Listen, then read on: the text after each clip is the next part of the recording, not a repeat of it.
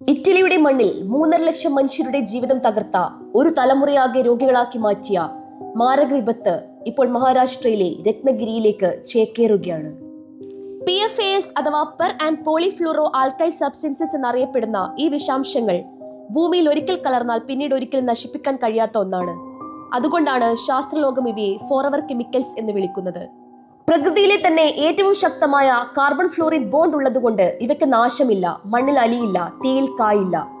ഒരിക്കൽ ജലസ്രോതസ്സുകളിൽ കലർന്നാൽ ഇവയെ ശുദ്ധീകരിച്ചെടുക്കുക അസാധ്യമാണ്.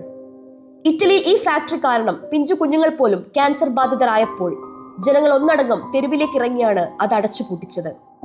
വികസിത രാജ്യങ്ങൾ ഭയന്ന് പുറന്തള്ളുന്ന ഇത്തരം വിഷമാലിന്യങ്ങൾ തള്ളാനുള്ള ഒരിടമായി ഇന്ത്യ മാറുന്നത് നാം കണ്ടു നിൽക്കരുത്. ഇന്ന് രത്നഗിരിയിൽ സംഭവിക്കുന്നത് നാളെ കേരളത്തിന്റെ അതിർത്തികളിലും എത്താം. വൻകിട കമ്പനികൾ നമ്മുടെ നിശബ്ദതയെ മുതലെടുക്കാൻ അനുവദിക്കരുത്. നമ്മുടെ ആരോഗ്യത്തെയും പരിസ്ഥിതിയും പണയം വെച്ചുകൊണ്ടുള്ള ഈ ഫാക്ടറികൾക്ക് നമ്മുടെ മണ്ണിൽ ഇടം നൽകരുത്. ഓർക്കുക, പ്രകൃതിയും ജീവനും വിൽക്കാനുള്ളതല്ല.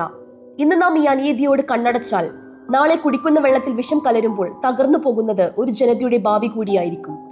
നമ്മുടെ മക്കളുടെ രക്തത്തിൽ ഈ വിഷം പടരാതിരിക്കാനും നാളത്തെ കേരളം ഒരു ക്യാൻസർ വാർഡായി മാറാതിരിക്കാനും ഇന്ന് നാം ശബ്ദമുയർത്തുക, പ്രതികരിക്കുക.